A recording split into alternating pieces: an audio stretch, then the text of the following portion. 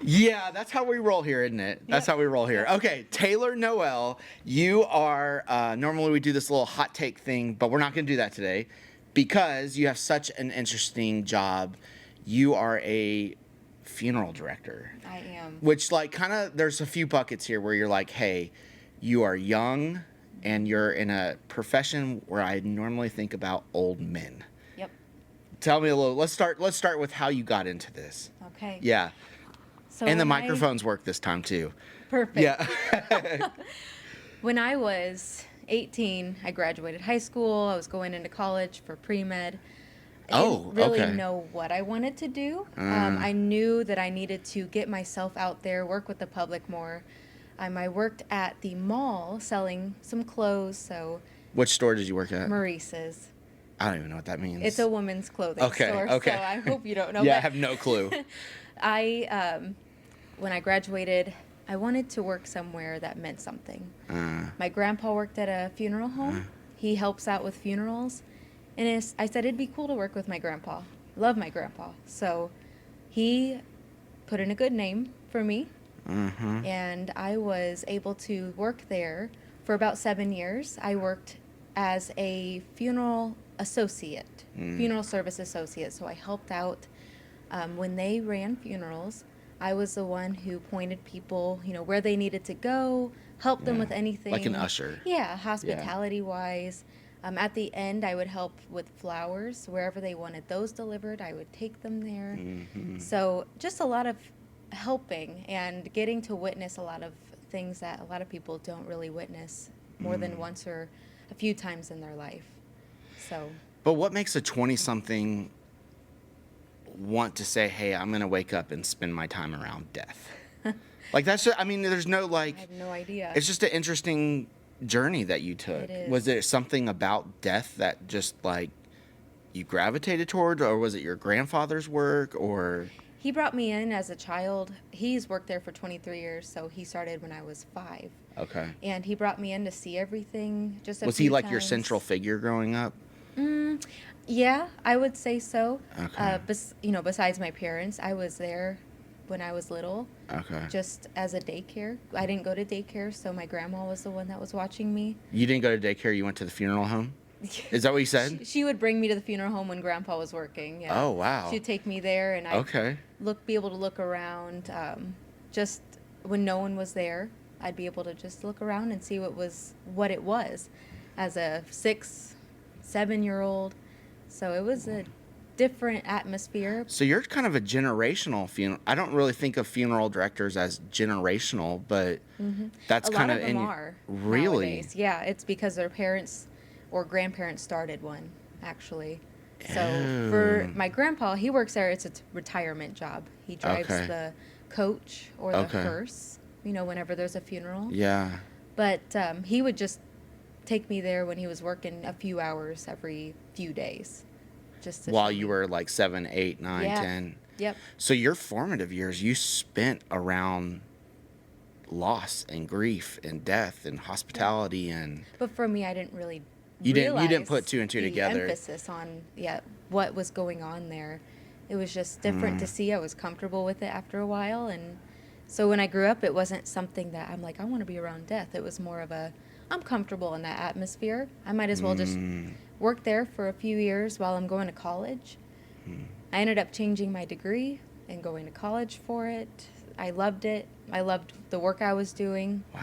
I've been in it for 10 years now. Do people act differently now that they know, like when you tell them you're a funeral director? Definitely, yeah. Really? What's the switch? I'm the weird girl sometimes, so. Really? Yeah, a little bit. Like the mood shifts or what? It's something that they're uncomfortable with. Death is a very uncomfortable topic. Yeah. And so when I say that, some of them ask questions that I'm not really comfortable answering sometimes. Sure. Just because it is personal and it is emotional. But then the other half of people, they're kind of like, oh, wow. And then they'll change the subject. So. As a pastor, I get that, man. Like, either people will get very uncomfortable changing the subject, or they'll tell me how their grandfather was a deacon, or then they'll start trying to have this massive religious conversation with me, and I'm like, I'm your wrong guy. Like, I get that. Oh man, I really get that. So what surprised you most? But you grew up in it, but what surprised you most when you like entered it full time? Like, when you're like, hey, I'm all in, I went to school for it. What surprised you most about this profession? The amount of work that the funeral professionals really put into what they do. They are there not only throughout the day, but at night when you need them. What do you mean by that? When someone passes away, they're the ones that are there to... It's not the coroner that goes first? Nope. If it's a hospital, nursing home, or a residence, we are the ones that will transfer that person into our care. You know what? I was just at a house where somebody passed away, and you're right, but they called the coroner. It was at their house. They called the coroner, and then the coroner was like, okay, we did this part of it, and then they did call the funeral home. That's interesting. I didn't you know what? I didn't even think about that. Yeah. So if there's no nurse there, if there's no hospice involved, if this is more unexpected, they will call the coroner just to have a small investigation. If it's something that he's been sick a while or she's been sick a while, and the coroner's like, the doctor has been involved for the last several months. I'm just going to let the funeral home take him into their care. Okay. Because the coroner, they do things if there's something that, anything that's just an outlier when it comes to a death. Yeah. So something traumatic. Yeah.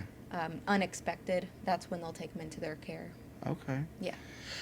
I still want to pull at this thread of younger female in the profession, because it's reshaping imagination of what your profession looks like, Yeah. And so just a few questions, and that would be have you ever walked into a room where people underestimated you?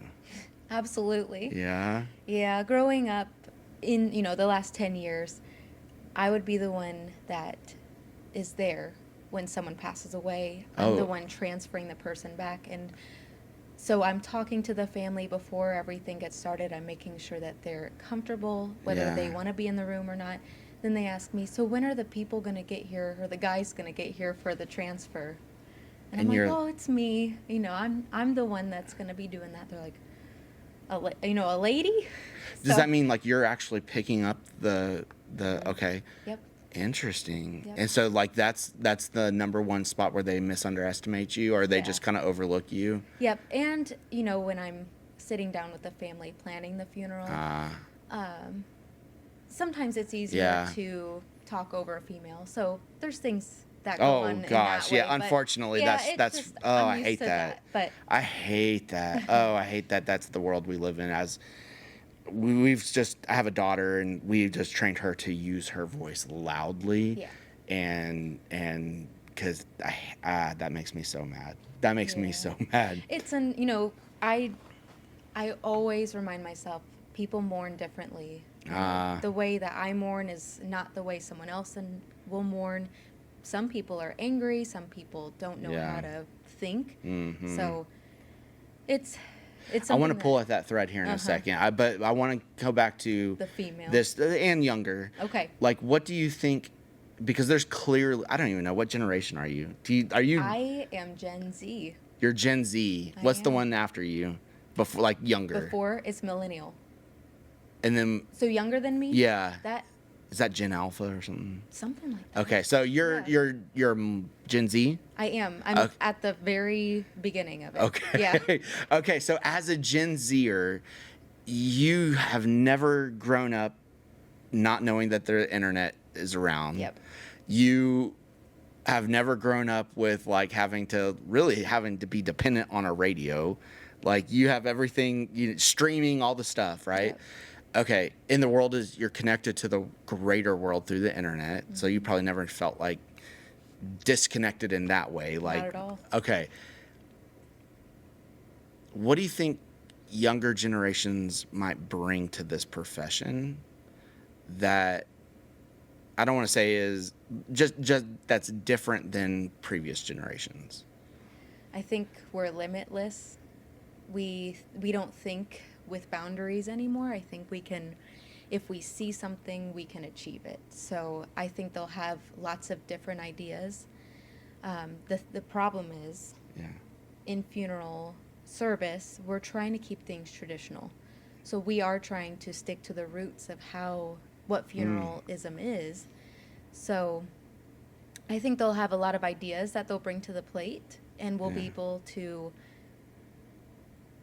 at least brainstorm it. Yeah. It's going to be very hard to bring new ideas to funeral service because it's rooted in tradition. Yes. Yeah, I mean, the same thing with church, right? Like it's a tradition. But I would say that word limitless actually is really interesting. You said that. Because, I mean, how creative do people want you to be creative in that space, you know? Well, for example, I mean, a virtual funeral that people can watch from anywhere they there want. You go. That's one idea. Yeah. But that also takes away. I received that. Thank you. I received that. But that takes away from that beautiful, sacred. Yeah. I traveled 10 hours to get here because that person meant so much to me. So it takes away from that aspect of the service itself. So the more modern you get, I think there's going to be less act in how much something means to you. So it's hard in that way.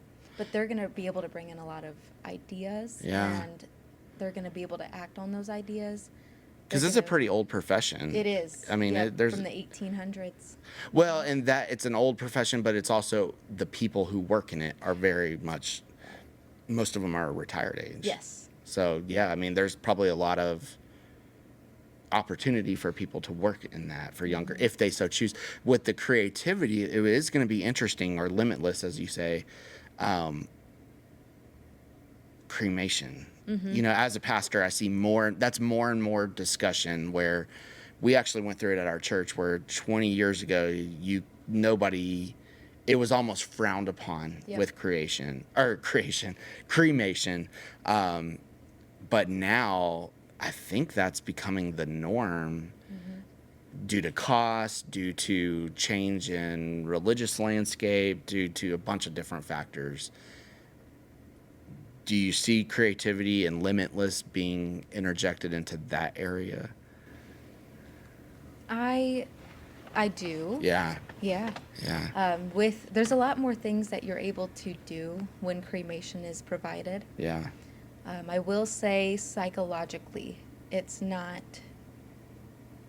doesn't give people closure that they need when they don't see, and I learned this in school, when you do not see someone that you're familiar with laying and your brain can't process this person has passed away. If you just see a vase or a box, you don't connect that with the person has passed away. So your brain, I mean, I know for myself, I had a friend that passed away when he was 22. Yeah. And all I saw was a picture next to an urn, and my brain still thinks, he's alive. I just haven't seen him in a while. So when it comes to cremation, I myself am more for the burial side of things. I think it's very much more sacred. You're able to have pallbearers. You're able to have the closest people to you, put in the work of carrying your loved one to their final resting place. Has that probably changed the industry? Because you say all that, and now I kind of feel guilty because I know you're not projecting that on me. I just naturally feel like I'm wrong for my whole life, so it's not you. No. But like I would probably be cremated. I mean, just for have you seen that change your industry? Yes. And has it been the last 5 years? You would say it's been since I came since into you started. That cremation has been probably 60% more cremation, 40% traditional burials. Yep. Wow. Yep. And there's a lot of things you can do with cremated remains. Necklaces, you can make things out of it. Now you can even shoot someone into space or make. Can you really? Yeah. or make a coral reef out of their cremated remains. Oh, my. So lots of different things you're able to do. Yeah. But a lot of people just want to bring their loved one home and keep them with them Yeah. until they're comfortable, if they want to have a burial or a scattering of some sort. So you did talk about grieving and how nobody there. You work in a profession of grief. Like you work. Have you noticed patterns of grief over the last in your time in this job? Not necessarily. Really? I think it's a generational pattern more than every few years. What do you mean by that? I think a lot of people, and I'm really into the psychology behind things. Yeah. A lot of people that are passing away are in their 80s right now. Mm-hmm. So the children that are taking care of them are mostly just doing whatever their parents wished for. You named a true reality. That is yes. I verify what you just said. But when it comes to the younger people that have passed away, so people in their 50s, 60s, when their children are taking care of them, they're doing what they need to mourn the death. So the older generation, their kids are doing whatever they wanted them to do. But the newer generations, they're doing what they need for the funeral, what they need to see. And what does that look like? A lot of it's cremation and taking that urn home. Because, I mean, it is hard to think about losing someone, not only losing them, but then just putting them in a place forever. Yeah. When you just want to, you never want to lose them in the first place. Yeah. So why, if you can take them home, why not do that? Whereas the older generation's like, oh, I'm just going to do what they want me to do. Okay.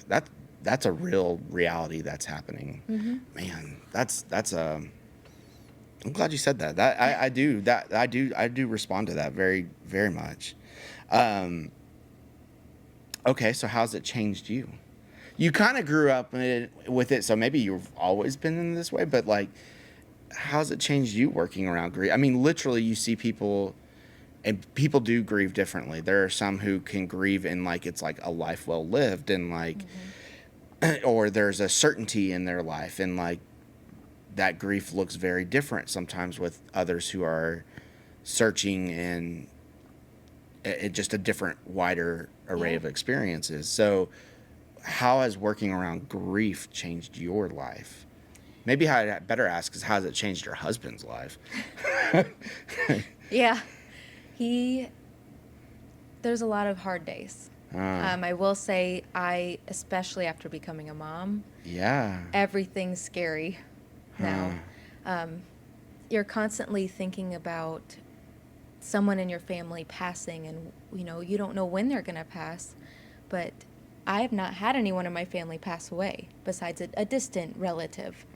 So I'm always wondering how I'm going to handle things. Yeah. I'm always wondering, even when I worked at my previous funeral home with my grandpa, if he were to have passed away while I was working there, I don't think I would have been able to work there anymore, just because of memories. It's definitely matured me throughout the last 10 years. Of course, I started at 18. Yeah. So immature, teenager, and... Can you even be immature in that job? No. I don't feel like you could, like...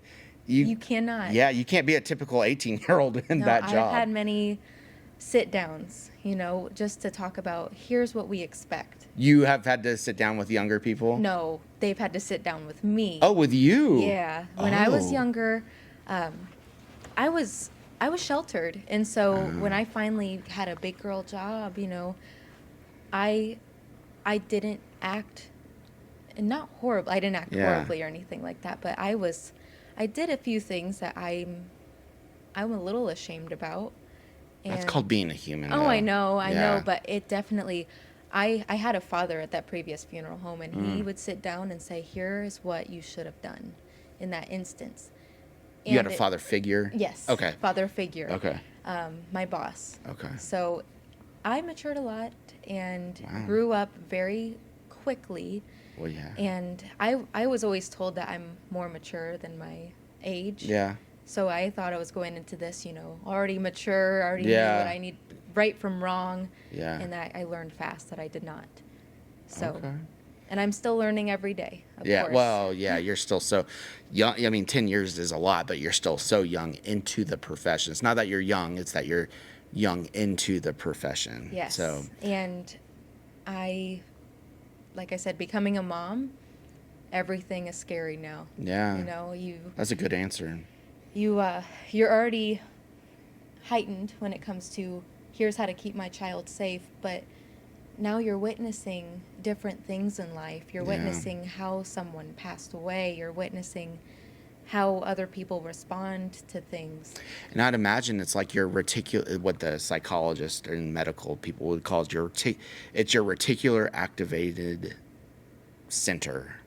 And it's like this thing that, like, because you're seeing it, you work in death, you see it all the time too. Yes, when you have a yellow car, you're seeing all Yes. the yellow cars around Yes. you now, before you didn't see any. That's right. Yep. And so you're there and you work in it, so now you probably see it all the time. Yes. And you're heightened to it. Heightened, very. Wow. And, you know, having a therapist or a counselor is very good for everyone. But especially your profession. But yes, they have seminars there where they say you need to seek someone to talk to, whether it's your spouse, someone in the family. But then you can't throw that on your spouse. No, though. you can't. No, you can't just be like, look, you know, guess what I had to handle today. Yeah. And then he's automatically. I've done that for my wife and that's one of my main regrets in life is I've done that to my wife. It's actually quite selfish when I think about it. It is. Well, you don't have to just put me down No, like I'm that. sorry. I criticize myself. I'm joking. No, it is selfish. It's like, because I verbal vomit on her about the problems, and then it's like, well, now she has a view she's of this. depressed. Yeah. That okay. So one other thing I really want to get to is like, what is, without sharing names, without sharing where it happened, what city, what's kind of the wildest thing you have seen working in a funeral home? Before you go, I can tell you mine. So, you know, I'm a pastor. I remember one of the first funerals I did, it was for a toddler. And it's horrible. I mean, but I will never forget that feeling of knowing and seeing a family without hope, because 2 or 3 people like pulled up coolers of beer at the funeral graveside, and they were just cracking them open, and then it got belligerent really quick. And it was just a very atypical experience that I remember very, very well. So I imagine for you have a ton of experiences. I do. Yeah. There are some that I won't mention. Of course. Because of the manner of the death. Sure. And it was very traumatic. But there are some great celebrations of life. Okay, so you're going to go with the positive. Yes. Okay. So we had a funeral where he was a farmer. Yeah. And he had a full traditional burial, which means you're in a full casket with it open. Yeah. People are passing by, paying their respects. But the way we took him to the cemetery was on his tractor. Okay. Yep. We hooked they had that's sweet. tractor with a trailer, and they put his casket on top of the trailer, hooked it up, and off we went to the cemetery. That's really sweet. So it's not wild like Yeah. your question, but it's there's so many things you That's can probably do. why you have a great, promising career in your field. Is you did not pick up that bait right there. Yeah, Good sorry. for you. No, good for you. Because there is some wild stuff, I'm sure, that you tell in your own circles, and I get why you wouldn't say it. Yeah. So I There's get too it. many We can move dramatic right on things. with that. Okay, so after sitting with so many endings, what do you hope people remember about your life when your story is told? I hope that people remember about my life. Is that the question? Mm-hmm. I hope that people know that I tried to be as nurturing and gentle as I can be. Mm. My life has been centered around being someone that people can go to. Mm. And being someone that's there no matter what, as much as I can be. I think this period of my life is a little bit harder when it comes to not Sure, only you being have a young- toddler mom, but Yeah. caring for the families that I'm meeting. But I hope that I actually helped people, Mm. and I hope they remember me for that, especially those close to me. I like that. What do you think everyone ought to experience while they're alive? Like, what do you think everyone ought to experience or do before it's too late? My logical response is to get life insurance. Okay. It helps so many people when they don't know what to do after Yeah. someone unexpectedly passes away. Having that backup financially, it makes or breaks a funeral. I will say that. But when it comes to someone's life, I think just choose to love. Give love, receive love. Don't just be happy as much as you can. I love it. I will say that this culture is all about health and diet. The people that I have seen that lived the longest are those that just did whatever they wanted to do in life. An Italian man that only had wine, spaghetti, and pizza lived to 98. He would smoke too. Yeah, He's like, yeah. he just did whatever he wanted. And low stress life makes you live the longest. I receive that. We will end on that high I might note. die early. Oh, I received that. That is that's a high note to end on. what I I've appreciate noticed. that. Yeah. Okay. Well, Taylor, thanks for dropping by. I really appreciate Yeah. it. Thanks for having me. Yeah.